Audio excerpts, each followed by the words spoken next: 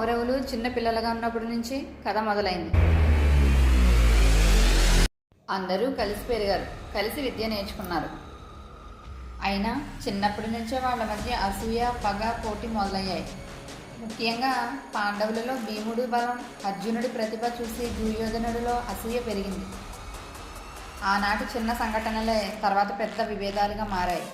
మళ్ళీ గుర్తు చేస్తున్నాను, ఇది కేవలం పాండవులు కౌరవుల కథ మాత్రమే కాదు, కౌరవులతో పోల్చడం కూడా కాదు.